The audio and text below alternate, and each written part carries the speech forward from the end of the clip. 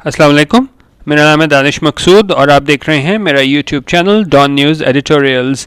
आज है 1 नवंबर 2019 और आज मैं आपसे जो इसका एडिटोरियल शेयर कर रहा हूँ वो है लर्निंग, रिफ्लेक्शन एंड ग्रोथ, और इसके राइटर जो हैं वो हैं फैसल बारी। अब ये हैं राइटर, ये एसोसिएट प्रोफेसर हैं लम्स में, और वहाँ पे इकोनॉमिक्स पढ़ाते हैं। और थोड़ा सा इसको मैं आपका बैकग्राउंड दूँ इस एडिटोरियल का, तो इसमें क्या है, राइटर ये ने तनकीद की है किस पे, हमारे जो तालीमी मयार है उस पर तनकीद की है। उसमें इन्होंने ये बात की है कि यहाँ पे लोग जो हैं वो कॉन्सेप्चुअल जो है स्टडी वो नहीं करते, बस वो जो एक उनको बचपन से आदत पड़ी होती है रट्टा सिस्टम की, उस पर लग के और बस वो समझते हैं बस उसी तरह हम याद करके इम्तहान दे लेंगे और उस तरह जो है वो हम क्लियर कर लेंगे बगैर कुछ समझे। तो ये वो बात कर रहे हैं कि जो हमारे बिल्कुल आप कह सकते हैं कि स्टैंडर्ड बिल्कुल इतना कम हो चुका है हमारा कि राइटर कह रहे हैं कि इवन आप अंडर ग्रेजुएट लेवल पे, ग्रेजुएट लेवल पे भी है, वहाँ पे लोग बस सिर्फ इसको कॉन्सेप्ट पे नहीं जाते, रट्टे सिस्टम पे जाते हैं। तो यहाँ पे बता रहे हैं कि क्या क्या इन्होंने देखा अपने जो वहाँ पे, जिस तरह मैंने आपको पहले बताया कि वो पढ़ा रहे हैं, तो उन्होंने क्या क्या चीज़ें देखी कि जिसकी बुनियाद पे वो एडिटोरियल लिख रहे हैं कि जो मेयार है तालीम है वो बिल्कुल गिर चुका है। इसमें स्टार्ट करते हैं। Student assignments, even at advanced undergraduate and graduate levels, tell a relatively unhappy story about how students are not learning optimally from their readings and or discussions with their classes. अब main जो gist है वो इसी इसमें इन्होंने बयान कर दिया शुरू में ही। वही कह रहे हैं कि स्टूडेंट की असाइनमेंट्स होती हैं, इवन सिर्फ ये स्कूल की बात नहीं कर रहे, उन्होंने कहा एडवांस्ड अंडर ग्रेजुएट लेवल पे या ग्रेजुएट लेवल पे, tell a relatively unhappy story, हमें ये इस तरह की जो है वो कहानी बताते हैं जो कि खुश आइंद नहीं है। वो क्या है, about how students are not learning optimally, कि जो स्टूडेंट्स हमारे हैं, तालिब इल्म हैं, वो नहीं तालीम हासिल कर रहे, नहीं कर रहे ऑप्टिमली। ऑप्टिमली होता है कि आप बिल्कुल बेस्ट उसके मुताबिक करो ना, ये मैं आपको दिखा दूँ। ऑप्टिमली होता है मोस्ट डिज़ायरेबल और सेटिस्फैक्ट्री। जिस तरह अगर हम कहें optimal concentration of a drug, तो ऑप्टिमल तो ये हो कि अपनी पूरी कैपेसिटी पे वो कर रहे हैं और उसके मुताबिक जो है, अपनी अहलियत के मुताबिक जो है वो तालीम हासिल कर रहे हों उस तरीके से, पूरी क्या आप कह लें कि कॉन्सेप्ट के साथ कर रहे हो। तो उन्होंने कहा ऑप्टिमली नहीं कर रहे फ्रॉम देयर रीडिंग्स एंड और डिस्कशंस विद देयर क्लासेस। और कहाँ पे, किसकी बेस पे उन्होंने ये कहा है, जो पढ़ रहे हैं वहाँ पे और जो डिस्कशन हो रही है क्लासेस में, वो ऑप्टिमल लेवल पे जाके नहीं तालीम हासिल कर पा रहे। वो बस बगैर सोचे समझे बस एक चीज़ आ गई कि ये आपकी असाइनमेंट है, ये चीज़ें हैं, ये करना है, तो और उसका कोई कॉन्टेक्स्ट नहीं देखते और एक्स्ट्रा रीडिंग नहीं करते, और बस वही चीज़ है उसको याद करके रट्टा लगा के सेम उसी तरह रिप्रोड्यूस कर देते हैं और अपना जो माइंड है वो इस्तेमाल नहीं करते। आई कह रहे हैं they are those who outright plagiarise.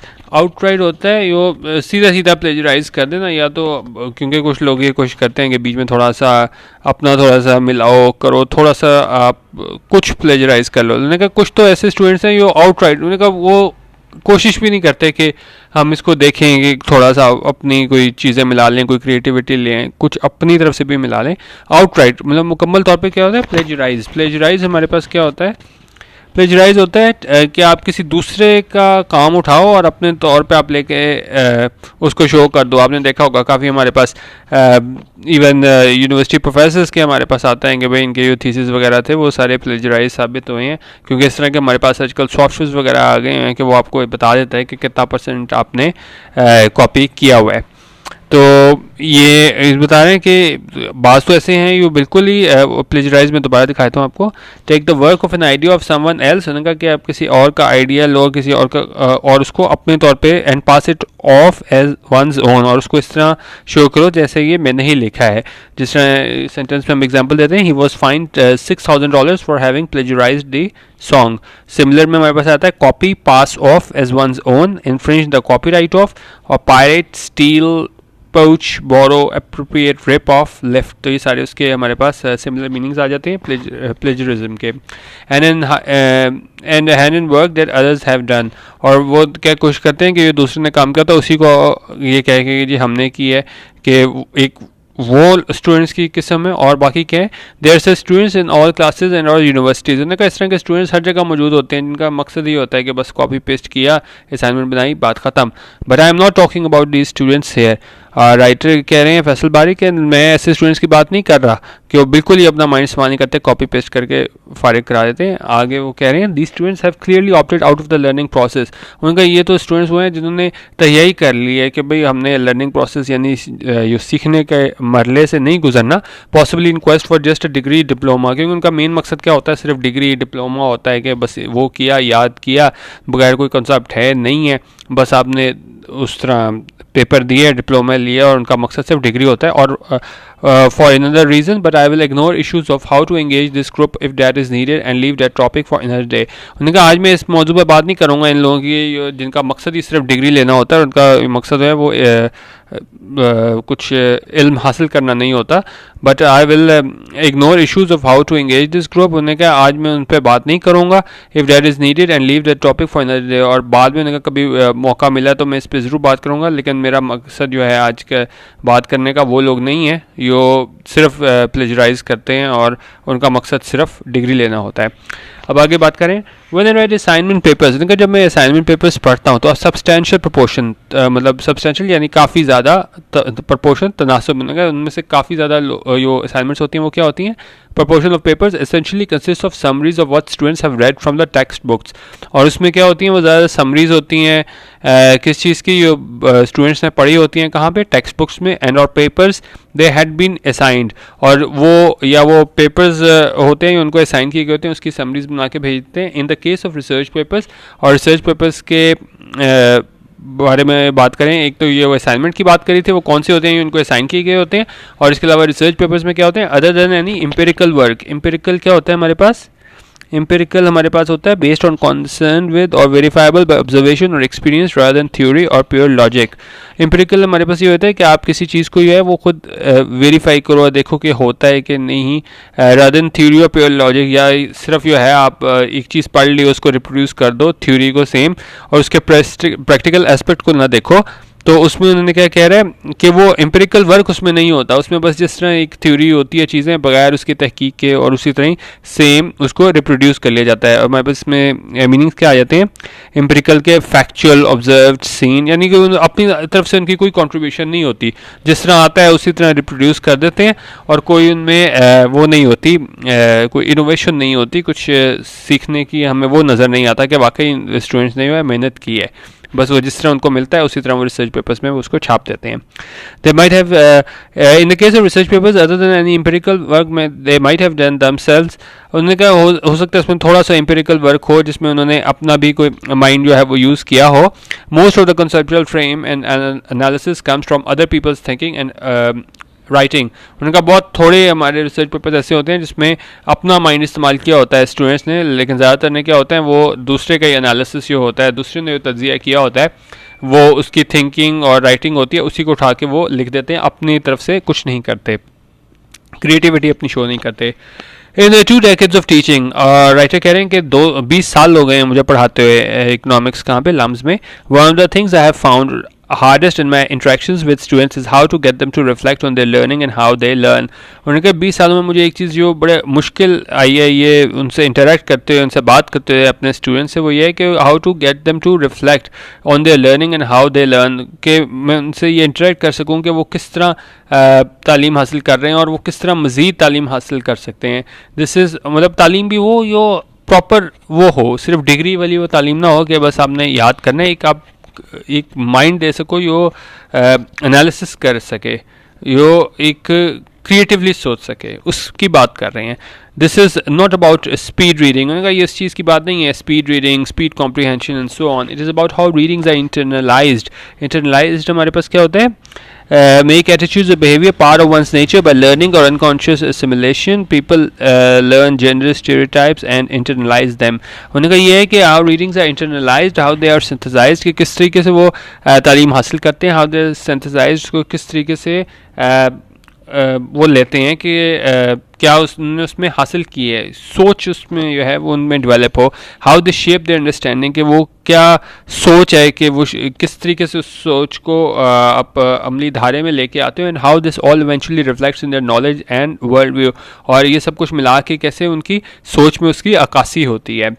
आगे कह रहे हैं the first problem is of course that there are many students who do not read widely. उनका पहला मसला इसमें यह है कि ज़्यादातर स्टूडेंट्स होते हैं वो तो ज़्यादा पढ़ते ही नहीं है। ज़्यादा क्या होता है, sometimes they do not even read assign text and और पेपर्स। उन्होंने कहा उसके रेलिवेंट रीडिंग तो क्या बात ये होता है, उनको ये टास्क दिया जाए कि भाई ये चीज़ आपने पढ़नी है, वो वही नहीं पढ़ते। But more than that most of the students do not read around their assign reading. और उनका ज़्यादातर क्या है कि या पढ़ भी अगर लेते हैं तो सिर्फ जो उनको दिया जाए वो पढ़ लेते हैं। More than that most of the students do not read around their assigned reading, क्योंकि तो उनको ये दे दिया गया था क्योंकि आपने देखा होगा कि हमें जब असाइनमेंट्स वगैरह यूनिवर्सिटी वगैरह में मिलती हैं तो साथ उसमें रिकमेंडेड बुक्स वगैरह भी होती हैं। तो बहुत कम लोग होते हैं ये उस रिकमेंडेड बुक्स की तरफ जाते हैं, कॉन्टेक्स्ट जानने की कोशिश करते हैं। बस वो जो उनको मटेरियल दे दिया जाता है उसी को एज इट इज़ रिप्रोड्यूस कर देते हैं, दूसरे के तज्जिए से जो एनालिसिस होता है उसी की बुनियाद पे उसकी समरी पेश कर देते हैं, अपनी तरफ से कुछ नहीं लिखते और ना ही वो सोचते हैं कि हम इसको क्या अपनी तहकीक कुछ कर सकें। आई कह रहे हैं most of students do not read around their assigned reading, तो वही कोशिश नहीं करते कि हम जो रिकमेंडेड बुक्स हैं और दूसरी चीज़ें हैं जो हमें कॉन्टेक्स्ट समझने में मदद दे वो पढ़ें। They do not have a context for their assigned readings, उनको कॉन्टेक्स्ट नहीं पता होता, वो बस बीच में ये चीज़ आती है क्योंकि काफ़ी ज़्यादा चीज़ें होती हैं, जब तक आप मज़ीद नहीं आप पढ़ते तो आपका जो है उस जहन वो क्लियर नहीं होता उस हवाले से, कॉन्सेप्ट के हवाले से।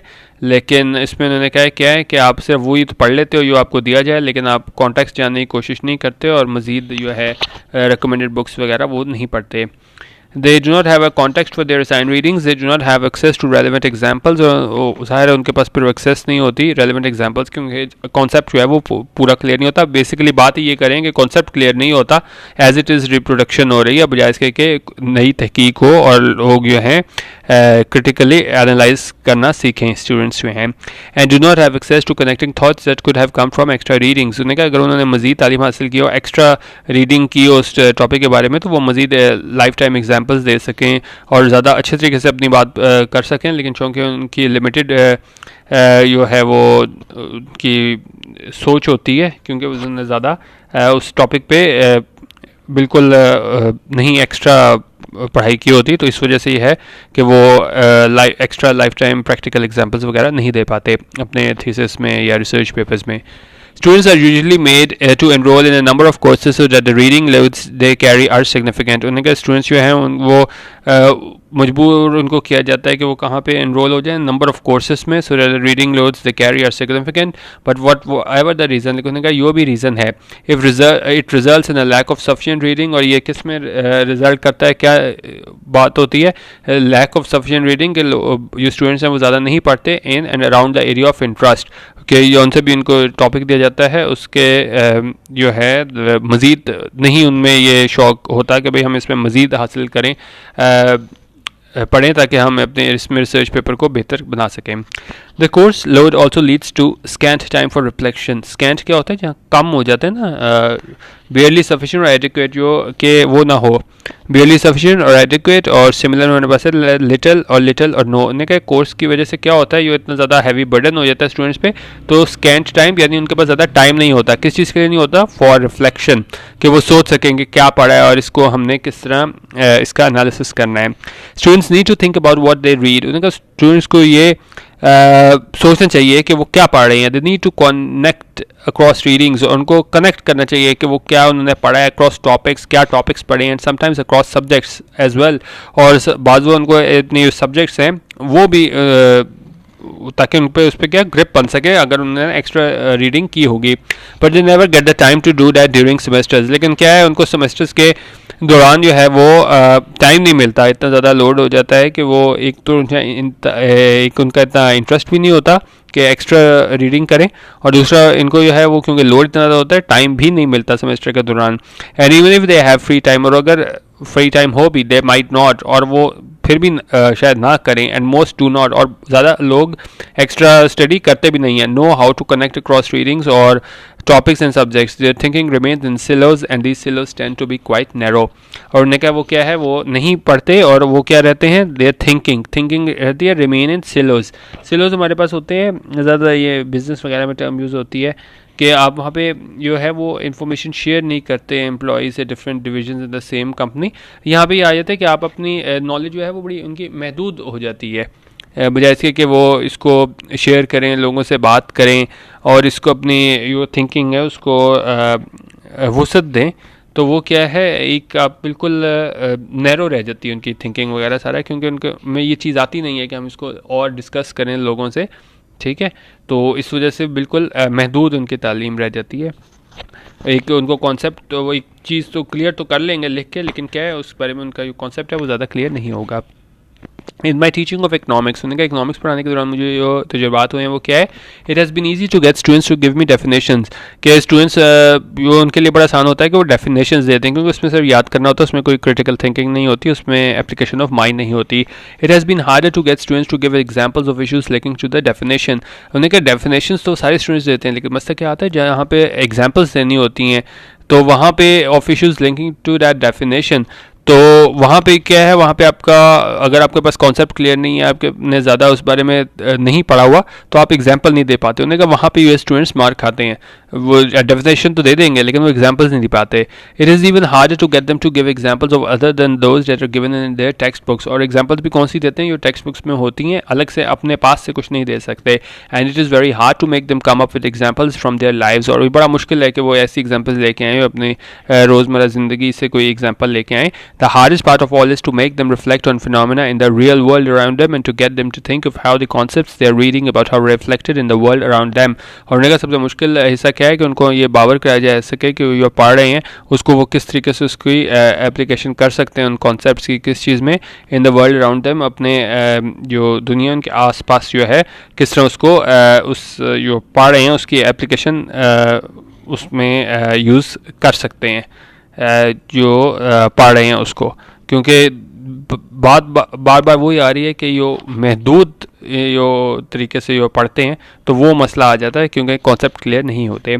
But if students can not internalise what they read to the point where they can use it to understand what is going on around them, it is not learning. उन्होंने कहा अगर ये स्टूडेंट्स हैं वो ये नहीं कर पाते कि वो समझ सकें कि वो क्या पढ़ रहे हैं और वो क्या वो कॉन्सेप्ट है उसको क्लियर पेपर में नहीं बता पा रहे, तो क्या है, इट इज़ नॉट लर्निंग और एटलीस्ट नॉट फुल लर्निंग. तो उन्होंने कहा हम इसको फुल लर्निंग नहीं कह सकते, and it's definitely not going to have an impact और sufficient impact on their growth.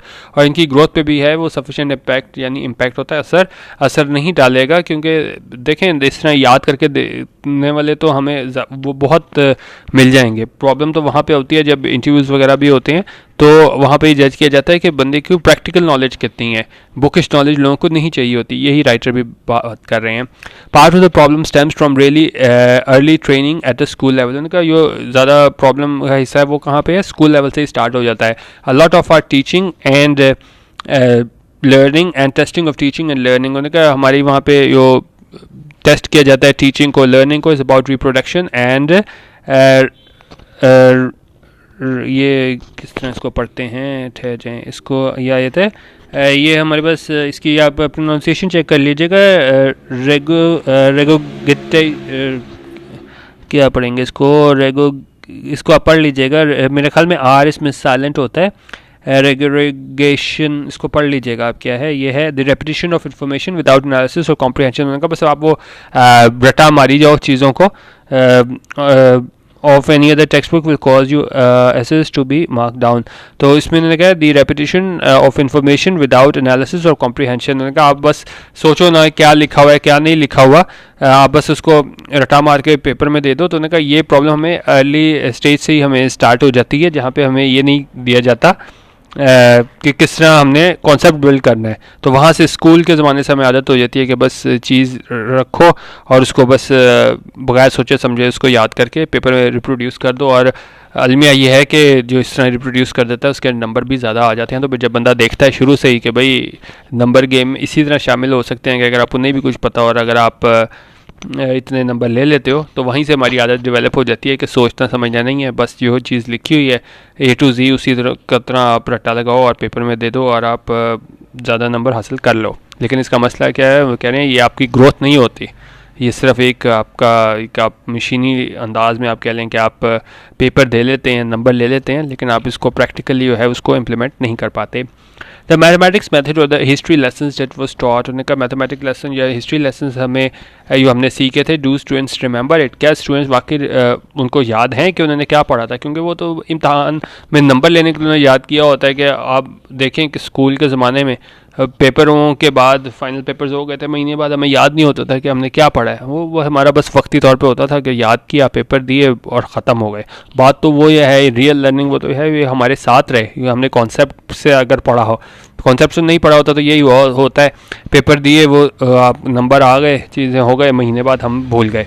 तो यही वो बात कर रहे हैं यहाँ पे कि क्या स्टूडेंट्स को याद रहता है कि उन्होंने क्या पढ़ा था।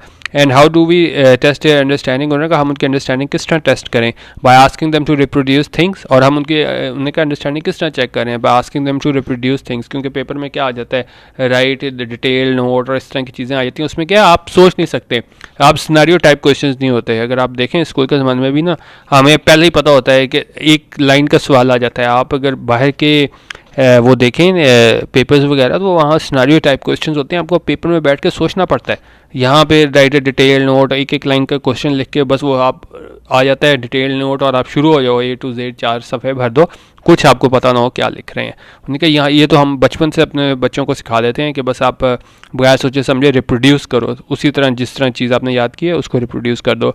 Students internalise this as the method of learning and believe this is what education is about, और स्टूडेंट्स भी यही समझ, उनके बिल्कुल ये दिमाग में बात बैठ जाती है कि भाई तालीम हासिल करना भी यही चीज़ है कि ये चीज़ आपके पास है उसको याद करो और उसको पेपर में रिप्रोड्यूस कर दो। When I teach a concept from economics, philosophy or education, the fields I teach in, उन्होंने कहा जब मैं कोई concept देता हूँ economics का, philosophy का और education का, the fields I teach in और इन fields में इन subjects जो हैं वो मैं पढ़ाता हूँ, I am not interested in hearing from students what Kant said about the issue, उन्होंने कहा मैं इस बारे में interested नहीं हूँ, कोई मेरा interest नहीं है कि भाई ये दूसरा Kant कोई भी example दिया है कि वो said about the issue, उसका क्या राय थी उस issue के बारे में।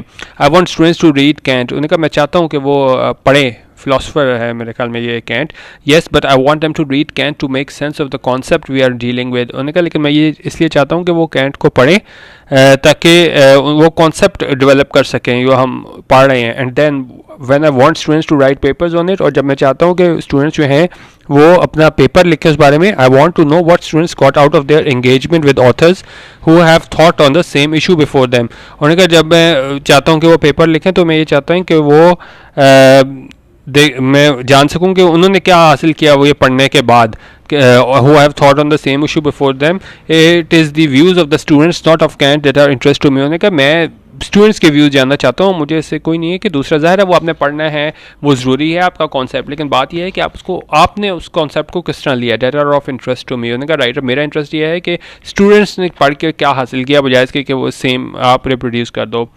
Let me question about another danger है, उन्होंने कहा मैं एक और वो कर दूं, आपको खबरदार कर दूं किस चीज़ से, एक और ख़तरे से। This is not to say that students can articulate their own opinion about a concept और issue without engaging with as one author put it, और उन्हें क्या आर्टिकुलेट क्या होता है, आर्टिकुलेट हमारे पास हो जाता है the repetition of information without analysis और कॉम्प्रिहेंशन, उन्हें क्या आप कोई रेपिटेशन ऑफ इंफॉर्मेशन हो जाए बगैर कोई एनालिसिस और कॉम्प्रिहेंशन के, ये हमारे पास आर्टिकुलेट होता है, ये शायद मीनिंग इसका रह गया मेरे से। तो आर्टिकुलेट होता है कि आप बेहतर तरीके से अपनी बात पहुंचा सको, articulate their own opinion about a concept or issue without engaging with it, as one author put it, the best of what has been thought about this subject. So to continue with the example here, the issue might not be able to understood and or explored without engaging with Kant. उनका ये नहीं हम कह रहे कि बिल्कुल ही आप अपना वो ले आओ, लेकिन क्या है कि पहले आप उसको अच्छी तरीके से जो भी कोई फिलोसफर है दूसरा है उसको आप पढ़ रहे हो, उसको आपको कॉन्सेप्ट हो, आप उसको अच्छे तरीके से अपने समझ सको और फिर उसको आप अपने लफ्ज़ों में बयान कर सको। An opinion without the requisite reading and engagement would be of little value. उन्होंने कहा ओपिनियन अगर आप दो कि अगर आप बगैर पढ़े, ज़ाहिर है आप अपनी नहीं दे सकते, आपने वो मेजर जिसने काम किया है उस फील्ड में, जिस जो भी हमारा इकोनॉमिस्ट हो या फिलोसफर हो, तो उसको पढ़ना ज़रूरी है, लेकिन उसके बाद जो आप अपना अगर आपकी ज़्यादा अपने की ग्रिप होगी तभी आप अपने व्यूज़ उसमें शामिल कर सकोगे. But an opinion that is only restricted to reproducing what Kant have to say about the subject is also of little value. लेकिन उनका आप सिर्फ वही चीज़ रिस्ट्रिक्ट कर दो, रिप्रोड्यूस कर दो जो दूसरे बंदे ने कहा था, तो इसकी कोई वैल्यू नहीं है, कोई वक़्त नहीं है. The key is to engage with Kant and then to go ahead and make sense of the world using that engagement. This last step is usually missing. उनका की क्या है, अहम बात यह है कि आप पढ़ो. कोई भी एक उन्होंने एक फ़िलासफ़र की एग्जांपल दे दिया है कि उसी तरह उन्होंने कहा कोई भी आप कोई फ़िलासफ़र या कोई अहम आप कोई पर्सनालिटी किसी को पढ़ो, किसी की हुई बात, उसकी कोई थ्योरी या कोई भी उसने हो, उसका कोई फंडामेंटल उसने कोई बयान की हो चीज़, उसको आप पढ़ो, उसको आप एनालाइज करो और आप उसको साथ फिर इंगेज कर सको. मज़ीद जो है आप अपना ये कॉन्सेप्ट है उसको क्लियर करो तो और फिर अपनी राय दो. उन्होंने कहा last step is usually missing. उन्होंने कहा लास्ट स्टेप जो है वो मिसिंग होता है कि लोग ये नहीं करते कि ये चीज़ हमें मिले, उसके साथ मज़ीद चीज़ पढ़ के अपने कॉन्सेप्ट को क्लियर करें. Education and learning is about engaging with conversations that have been going on for a long time and will continue to go on. उन्होंने कहा एजुकेशन, तालीम और लर्निंग और एक अमल जो है एक सीखने का, वो क्या है कि इससे मुतल्लिक है, is about engaging with conversations. और ये उससे है कि आप इंगेज करें किसी कन्वर्सेशन, बातचीत से, जो have been going on for a long time, कि वो अरसे से चलती आ रही हैं. That will continue to go on, और ये चलती आएंगी. ये नहीं हो सकता कि ज़ाहिर है आप ये चीज़ बुक्स में है वो आपने पढ़नी तो है, लेकिन मसला ये है कि आपने उसमें अपनी चीज़ भी वैल्यू एडिशन भी करनी है. Children grow into this conversations and this is what education is about, और this is what human this is what being human is all about. उन्हें कहा जो इंसान होने का नाते से भी वो यही बात है. It is not just about learning specific skills. उन्होंने कहा ये बात नहीं है कि आपने सिर्फ एक कोई स्पेसिफिक स्किल्स सीखनी है, मेथड सीखने हैं और एनी लिस्ट ऑफ फैक्ट्स, कोई आपने फैक्ट्स याद करने हैं. It is also not about reproducing what others have said. और ये तालीम ये भी नहीं है, क्या एजुकेशन एंड लर्निंग की बात हो रही है सारी, कि तालीम और सीखने का अमल ये भी नहीं है कि आप सिर्फ कुछ रिप्रोड्यूस कर दो जो आपने पढ़ा है.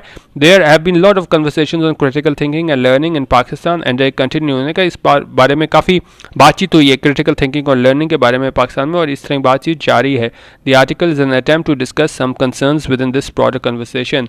और इसी बारे में जो क्रिटिकल थिंकिंग पाकिस्तान में जो नहीं होती, इसी बारे में जो आर्टिकल है वो एक कोशिश की गई है कि जो कंसर्न्स है राइटर के विद ब्रॉडर कन्वर्सेशन वो ये बताए जा सकें कि क्या अपने जो ज़ाती तजर्बात हैं उसमें वो बता रहे हैं कि किस तरह वो इकनॉमिक्स जब पढ़ाते हैं तो लोग डेफिनेशन वगैरह तो दे देते हैं, लेकिन जब रियल लाइफ एग्जांपल देने आ जाए तो उनको इशू आ जाता है, क्योंकि उनकी जो होते हैं कॉन्सेप्ट वगैरह वो ज़्यादा क्लियर नहीं होते. और इसकी मेन वजह यह है कि हमें स्कूल से ही आदत डाल दी जाती है कि आपने बस रिप्रोड्यूस करना है अपनी तरफ से. आपने ये भी देखा होगा, इवन मैं मतलब कुछ टीचर्स के थे, तो अगर आप अपनी तरफ से कुछ लिखने की कोशिश करो तो उसको डिस्करेज करते थे. एग्जैक्ट वो A to Z वो है वो कहते थे कि जी आप सेम रिप्रोड्यूस किया हो तो फिर ही नंबर मिलेंगे. तो फिर जब नंबर गेम हो जाती है, इतना कंपटीशन टफ हो जाता है, तो वहाँ से हमारी आदत ये डेवलप हो जाती है कि भाई अपनी तरफ से नहीं लिखना, क्योंकि टीचर भी कहते थे अपनी तरफ से लिखना है, पढ़ने में प्रॉब्लम होगी, चेक करने में देर लगेगी. तो वो इंकरेज करते थे कि यार बस यो किताब में लिखा है वो आप लिख दो और नंबर ले लो. तो वहाँ से ये गलत आदतें हमें पड़ जाती हैं कि अपना हमने सोचना नहीं है. तो ये बातें थी राइटर की जानिब से, उन्होंने बयान की थी कि किस तरह से हमारा जो मेरे तालीम है वो इतना गिर चुका है कि हमारे पास अंडर ग्रेजुएट और ग्रेजुएट लेवल पे भी लोग असाइनमेंट्स बनाते हैं, लेकिन उसमें क्या है अपनी क्रिटिकल थिंकिंग उसमें शामिल नहीं होती. ये था एडिटोरियल इसका. बाकी इसका मैं PDF भी आपको इसका दे दूँगा. तो इसके अलावा आप यूट्यूब पे डॉन न्यूज़ एडिटोरियल्स को ज़रूर सब्सक्राइब कीजिएगा. वीडियो देखने का बहुत शुक्रिया. अल्लाह हाफिज़ और पाकिस्तान जिंदाबाद.